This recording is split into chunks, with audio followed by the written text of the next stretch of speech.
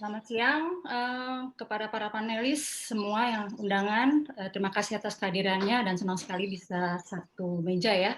Mudah-mudahan nanti sangat senang sekali kalau bisa menanggapi hasil temuan kami dari survei yang sudah kami lakukan secara rutin, terutama sejak pandemi. Dan khusus hari ini sangat istimewa tentang pendidikan. Baik, saya mulai saja. Dalam presentasi saya ini nanti ada beberapa bagian. Jadi pertama bagian pendahuluan, setelah itu nanti pendahuluan berarti latar belakang kenapa kita melakukan penelitian ini. Kemudian kita akan masuk kepada metodologi untuk menjelaskan bagaimana kami menarik data dan hingga melakukan survei melalui telepon. Dan juga nanti ada bagian penjelasan tentang profil responden sebelum akhirnya kita masuk ke temuan-temuan. Temuan kita pertama tentang kondisi ekonomi di masa COVID, setelah itu kita akan bicara langsung tentang belajar online. Dan nanti ada penutup kesimpulan merupakan analisis kami sebelum nanti saya sudahi. Baik, saya mulai. Yang kita bicarakan hari ini adalah asesmen publik tentang pendidikan online di masa COVID-19. Itu temuan survei pada tanggal 5 sampai 8 Agustus 2020. Latar belakang dari riset kami, pandemi COVID-19 menghentikan secara mendadak proses kegiatan pembelajaran langsung di ruang kelas. Merespon resiko penularan di sekolah dan kampus, Kemdikbud memutuskan pembelajaran dilakukan jarak jauh dari rumah. Berdasarkan surat edaran Kemdikbud, pembelajaran secara daring dan bekerja dari rumah dalam rangka pencegahan penyebaran coronavirus disease COVID-19 tertanggal 15 Maret 2020.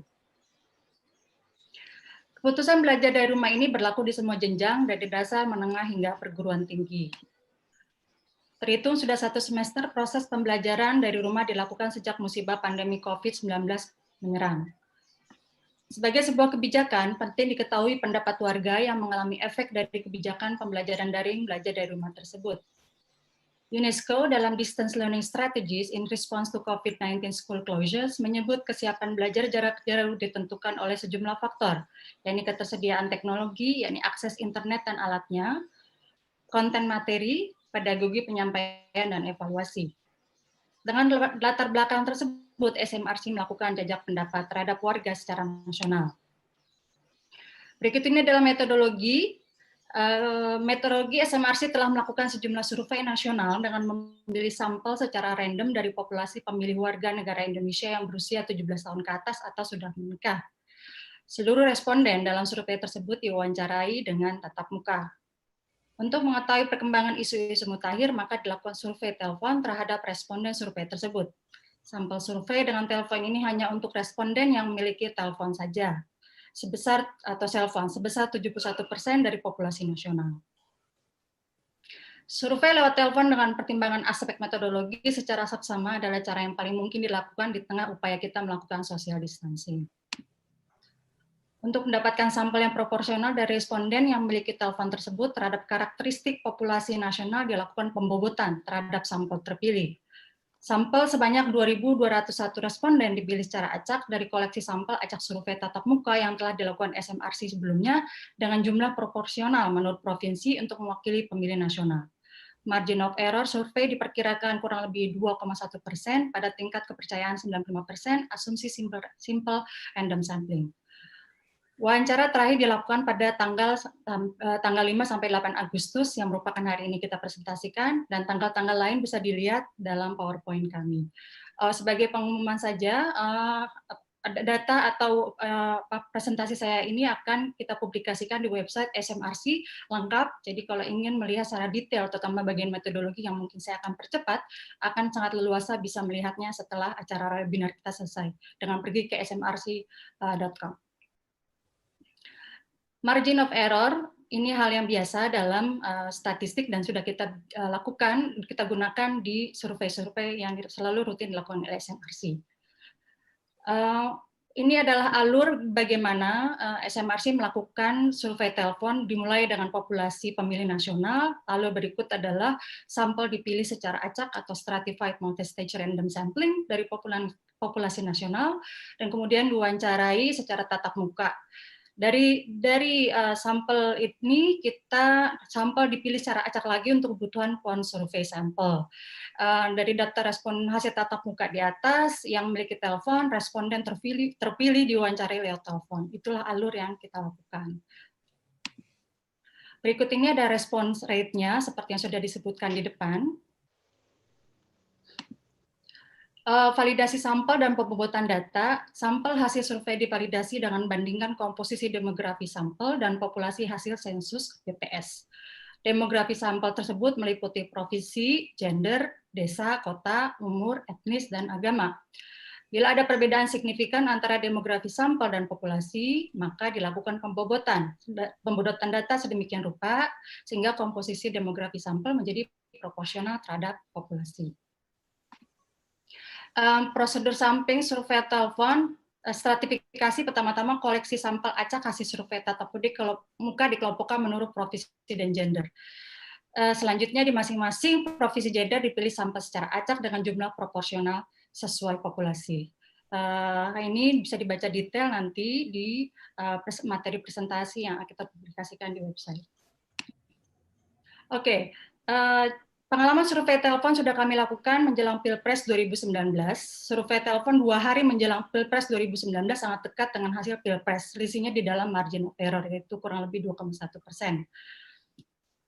Jadi sudah teruji ya pemakaian cara ini. Baik, kita akan masuk ke bagian profil responden.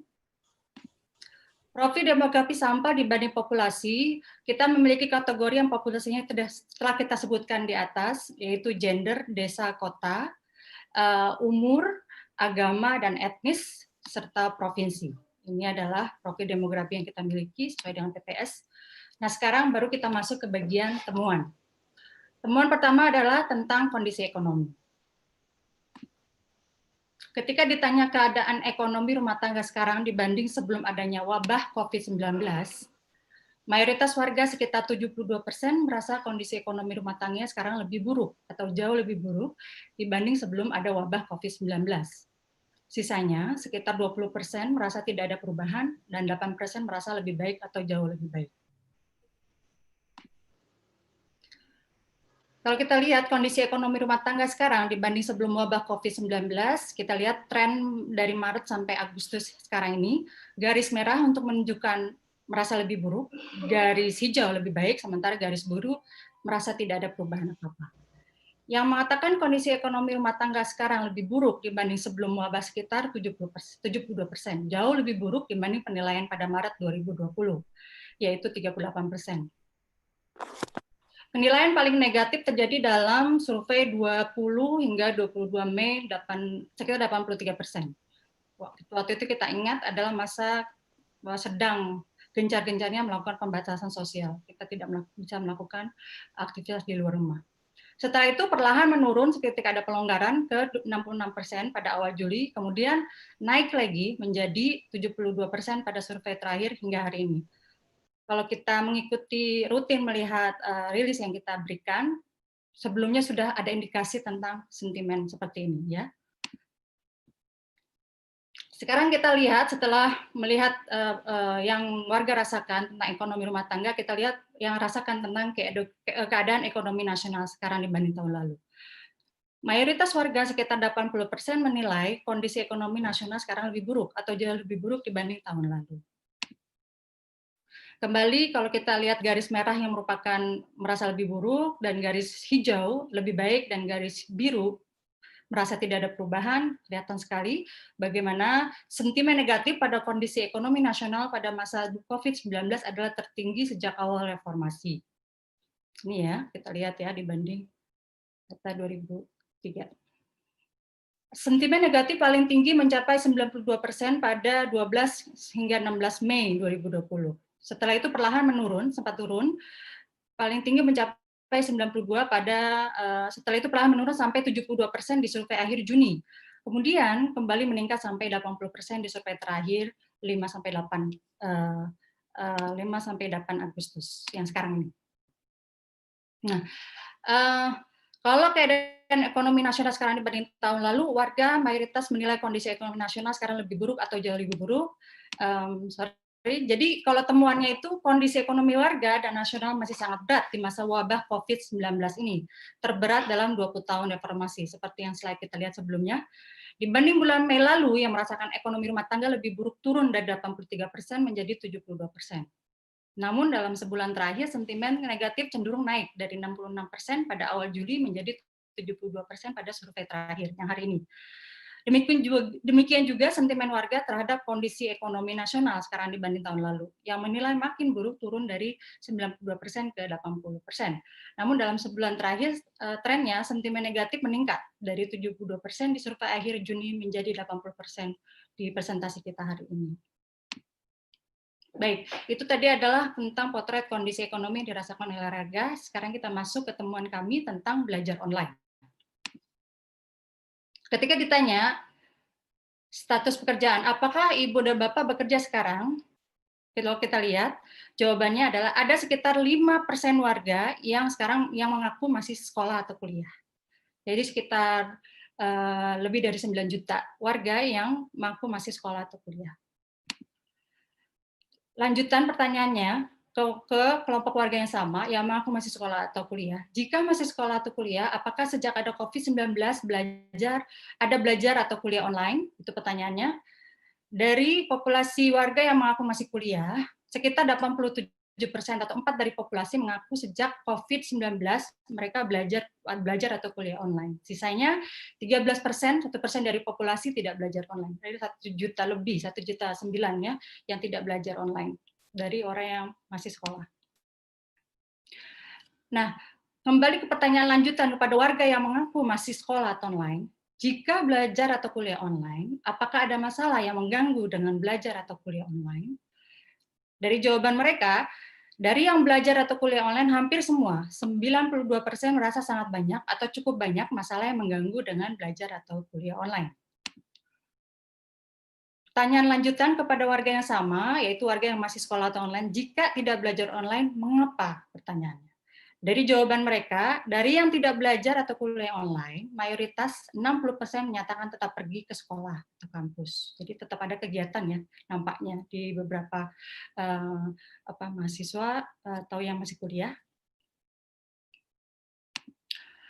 Kalau kita ringkas pertemuan terkait belajar online pada warga yang mengaku masih kuliah atau sekolah, berikut ini. Jadi base warga yang masih sekolah itu 5%, seperti tadi kita tanyakan. Dari yang 5% itu ketika ditanya apakah belajar kuliah online, yang mengaku belajar yaitu 87%.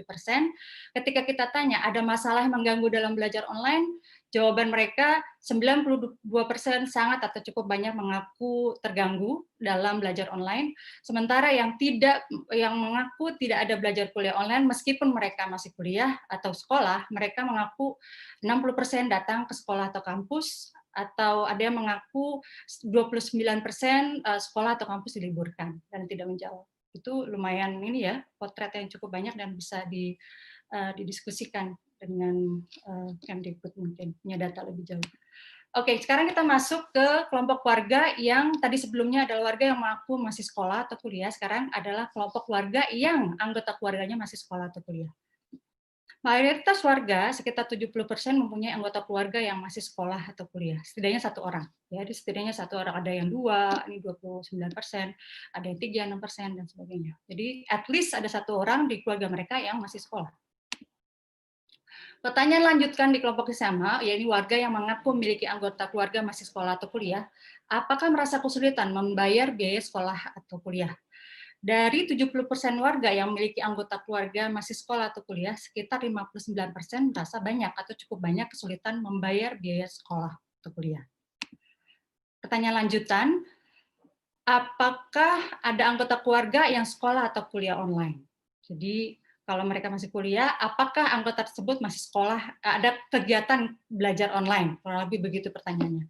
Di antara warga yang punya anggota keluarga masih sekolah atau kuliah, sekitar 87% menyatakan bahwa sekolah atau kuliah online dilakukan oleh semua atau sebagian dari anggota keluarga yang masih sekolah atau kuliah. Ada sekitar 12% yang menyatakan anggota keluarga yang masih sekolah atau kuliah tidak melakukan belajar online. Pertanyaan selanjutnya adalah, apakah merasa berat atau tidak berat membiayai sekolah atau kuliah online? Di antara warga yang punya anggota keluarga sekolah atau kuliah online, mayoritas 67% merasa sangat atau cukup berat membiayai sekolah atau kuliah online. Selanjutnya kita menunggu kepada pembiayaan internet untuk sekolah atau kuliah online. Pada warga yang mempunyai anggota keluarga sekolah atau kuliah online, sekitar 47% mengeluarkan biaya internet lebih dari 100.000 per bulan untuk belajar kuliah online. Nah, kalau kita ringkas temuan tentang warga yang anggota keluarganya masih sekolah atau kuliah berikut ini. Jadi dari base warga nasional ada 70% yang mengaku bahwa anggota keluarganya belajar online. Terus yang masih sekolah. Setelah itu ada anggota yang belajar online, 87% mengaku, sementara ada 12% tidak. Ini menarik, mungkin nanti Pak Toto bisa menjelaskan kira-kira 12% ini siapa yang ketika masuk COVID ini mereka melakukan apa gitu. Nah, kita kembali kepada pertanyaan data 87% ini, apa persepsi mereka tentang biaya belajar online. Pertama, sangat cukup berat, paling tinggi ya 67%, dan sedikit atau tidak berat 32%. Sementara kita tanyakan lagi kepada kelompok yang sama tentang biaya internet per bulan untuk belajar online. Jadi yang 47% itu lebih dari Rp100.000, ini paling tinggi ya. Pengeluaran mereka keluarkan secara rutin. Nah, ini pertanyaan kami tentang akses internet. Apakah ibu bapak punya akses internet? Kita tanyakan pada populasi nasional atau populasi warga yang kita survei di telepon ini. 20% mengaku tidak punya, sementara ada 76% ya punya ya. Jadi dan ketika ya kita tanya lagi jenis alat apa yang mereka punya untuk mengakses internet. Jadi semua dari data kami ini sebelum semua warga memiliki akses internet, yang memiliki akses internet sekitar 76%, dan yang tidak memiliki akses internet itu 24%. Dari yang memiliki akses internet hampir semuanya 95,1% mengakses internet lewat HP atau smartphone, tinggi sekali kepemilikan penetrasi handphonenya. Di samping lewat smartphone, ada sekitar 25,5 warga yang juga mengakses internet lewat laptop. Baik, dan komputer desktop dan sebagainya itu semakin mengecil jumlahnya. Nah, kalau kita ulangi lagi temuan-temuan ini untuk merefresh, itu pertama tentang perilaku belajar online siswa dan mahasiswa. Ada sekitar 5% warga yang berstatus masih sekolah atau kuliah. Dari jumlah tersebut, mayoritas 80% mengaku menjalani pembelajaran online sejak ada wabah COVID-19, yang tidak melakukan belajar online sekitar 13%.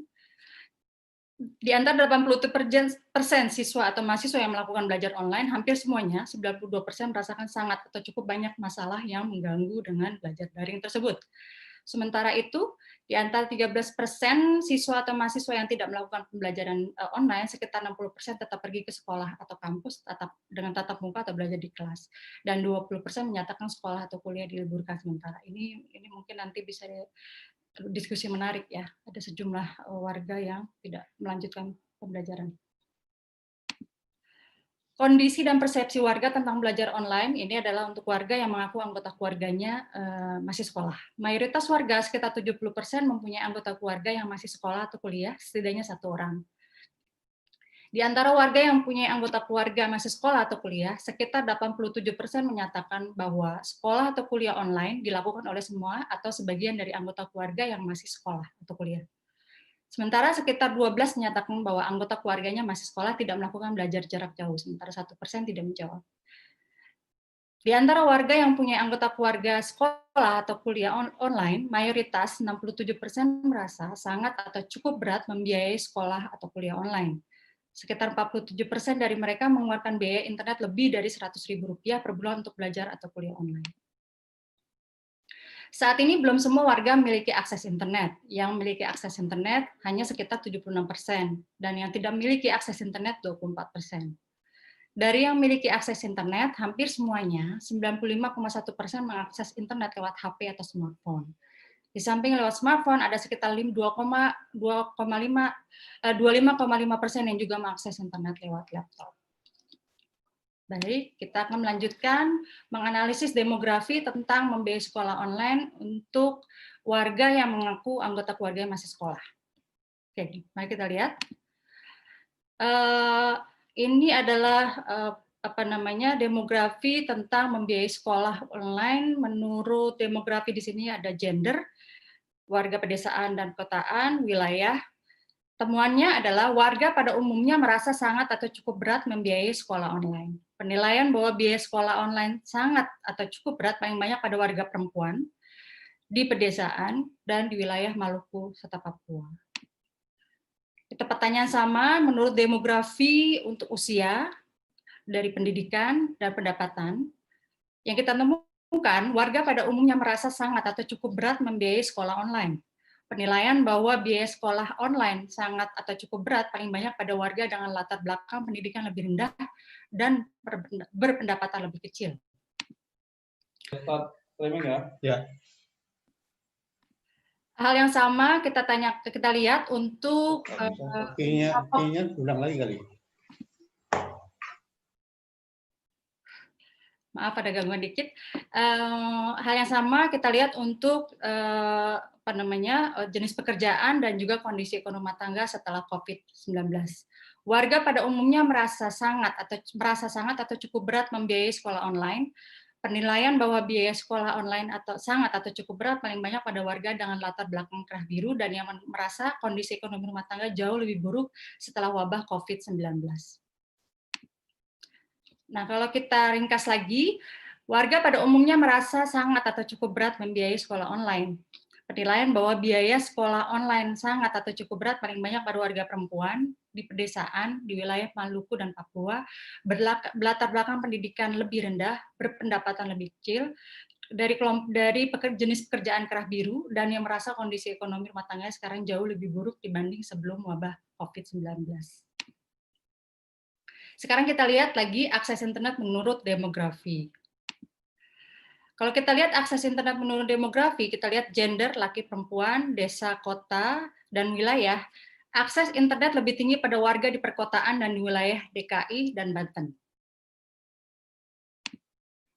Sementara kalau kita lihat dari usia, pendidikan, dan pendapatan, akses internet lebih tinggi pada warga yang berusia lebih muda, berlatar belakang pendidikan lebih tinggi, dan berpendapatan lebih besar. Dan akses internet menurut jenis pekerjaan dan punya anggota keluarga yang masih sekolah atau kuliah, sekitar 20% dari warga yang memiliki anggota keluarga masih sekolah atau kuliah tidak memiliki akses internet. 20% ya dari populasi yang mengaku yang anaknya masih sekolah tapi tidak memiliki akses internet. Akses internet bervariasi menurut kelompok demografi. Akses internet yang lebih tinggi pada warga yang tinggal di perkotaan, di wilayah DKI dan Banten, berusia lebih muda, berpendidikan lebih tinggi, dan berpendapatan lebih besar. Sekitar 20% dari warga yang memiliki anggota keluarga masih sekolah atau kuliah tidak memiliki akses internet. Baik, di sini adalah kesimpulan kami. Simpulannya, warga merasa kondisi ekonomi masa COVID-19 semakin berat. Kondisi ekonomi warga dan kondisi ekonomi nasional saat ini terasa makin berat dibanding yang dirasakan Mei 2020, bahkan terberat dalam 20 tahun reformasi. Sentimen warga terhadap kondisi ekonomi nasional dibanding tahun lalu sempat positif, menilai makin buruk turun dari 92% ke 80%. Namun, dalam sebulan terakhir menunjukkan kembali kenaikan sentimen negatif dari 72% di survei akhir Juni menjadi 80% di survei ini. Sejumlah warga, 5% mengaku berstatus masih sekolah atau kuliah. Mayoritas mengaku menjalani pembelajaran online di masa COVID-19 dan merasakan banyak masalah terkait belajar online tersebut. Ada 70% warga mengaku memiliki anggota keluarga yang masih sekolah atau kuliah. Warga juga mengaku biaya pembelajaran online memberatkan, seperti menyediakan biaya pulsa secara bulanan. Dari populasi warga yang disurvei masih ada 24% warga yang mengaku tidak punya akses internet. Untuk alat mengakses internet, hanya sedikit warga yang mengaku menggunakan laptop, sementara mayoritas atau hampir semua warga memiliki smartphone atau handphone. Hal ini menunjukkan tingginya penetrasi handphone atau smartphone pada warga Indonesia. Dilihat dari demografi, kelompok perempuan, warga pedesaan, warga berpendidikan rendah, dan warga yang tinggal di Maluku dan Papua adalah kelompok warga yang merasakan berat dengan biaya sekolah online. Kelompok ini juga merasa kondisi ekonomi rumah tangganya sekarang jauh lebih buruk dibanding sebelum wabah COVID-19. Kalau kita lihat akses internet, dilihat dari kelompok berdemografi bervariasi. Akses internet umumnya dinikmati warga tinggal di perkotaan, yang tinggal di wilayah DKI dan Banten, berusia muda, berpendidikan tinggi, dan berpendapatan besar. Sementara itu, ada 20% warga yang memiliki anggota keluarga masih sekolah atau kuliah, tapi tidak memiliki akses internet. Temuan ini menunjukkan beberapa masalah besar yang dialami warga selama kebijakan belajar online oleh Kemdikbud. Selain mengeluhkan gangguan selama belajar online, warga terbebani dengan biaya pulsa internet untuk belajar online. Hal ini memprihatinkan di tengah kesulitan ekonomi rumah tangga yang dirasakan makin memburuk di masa COVID-19. Lebih menyedihkan, ada sejumlah warga, 20% yang memiliki anggota keluarga yang sekolah dan kuliah dan mereka tidak punya akses internet. Ada kesenjangan yang menyolok akan akses internet, terutama terkait kebutuhan warga untuk keberlangsungan pembelajaran di masa COVID-19. Dari temuan ini dapat disimpulkan bahwa pelaksanaan kebijakan belajar online masih jauh dari ideal. Namun menyadari pandemi COVID-19 datang cepat dan tak terduga, rasanya tidak fair menyalahkan pemerintah Indonesia dalam ini Kemdikbud tidak antisipasi masalah-masalah terkait belajar online. Namun, temuan ini menunjukkan masalah lebih krusial tentang hak pendidikan warga di masa COVID-19 dan kaitannya dengan status sosial ekonomi. Di survei ada kelompok demografi warga, yaitu wilayah perkotaan yang tinggal di DKI dan Banten, berusia muda, berpendapatan tinggi, dan berpendidikan tinggi, mempunyai akses internet dan mau kurang menganggap biaya sekolah online ini sebagai beban berat. Ini berkebalikan dengan yang dialami oleh warga dari kelompok kelas lebih rendah.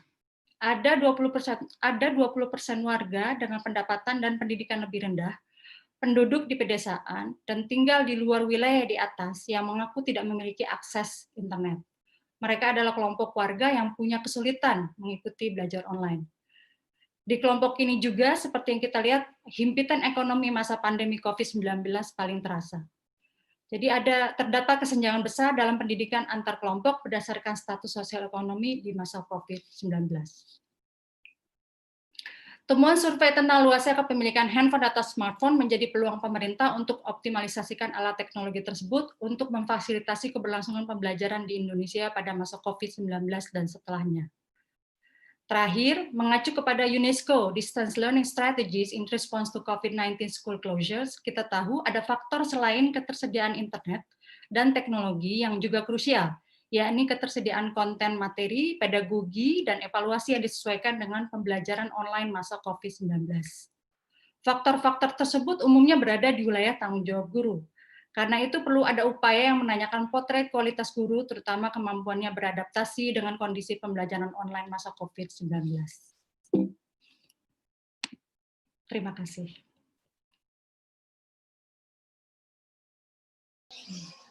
Terima kasih kepada panelis semua yang sudah memberikan tanggapannya terhadap survei kami ini. Jadi senang sekali bahwa survei kami ini temuan-temuannya sudah ditanggapi, termasuk mendapatkan informasi apa yang sudah dilakukan oleh pemerintah mengenai temuan-temuan ini. Tentu saja antara temuan dan apa yang dilakukan pemerintah kan tidak bisa langsung cepat ya. Jadi kami mengerti apa yang pertanyaan-pertanyaan concern tentang misalnya ketidakadaan akses itu ternyata sudah ada kebijakan terkait BOS dan ternyata mungkin ada di mana itu dana itu sampai tidak langsung bisa turun dengan cepat, ternyata banyak sekali mungkin pelaksanaannya yang tidak langsung ke tangan warga yang membutuhkan. Jadi ada hal di luar kita nih kayaknya, kita nggak tahu pemerintah daerah, ada kepala dinas dan sebagainya, itu hal-hal yang mesti dikulik lagi ya Ibu Bapak soal bagaimana sampai ke tangan yang paling berhak untuk mendapatkan pendidikan saat ini. Dari kami, saya hanya menutup bahwa ini merupakan salah satu penelitian tentang pendidikan yang mungkin yang paling lengkap yang pernah dimiliki SMRC, melihat bagaimana potret yang di masa pandemi ini, dan kami senang sekali bisa memiliki data yang sangat solid untuk memotret pendidikan masa daring, dan mudah-mudahan ini menjadi kontribusi kami untuk bisa dijadikan Bu Hetiva atau Pak Toto dan teman-teman semua, agar kita tujuannya adalah menginformasi warga, menginformasi yang eksekutif maupun legislator gitu, untuk kita selalu memulai pakai data, agar itu tadi, karena kalau nggak pakai data malah buang-buang uang ya Ibu Bapak. Jadi mudah-mudahan ini kontribusi kami, kalau kata bos saya adalah sedekah kami untuk warga dan untuk masyarakat Indonesia. Inilah bagian yang kami bisa lakukan sebagai peneliti dan SMRC. Terima kasih Mas Saidiman.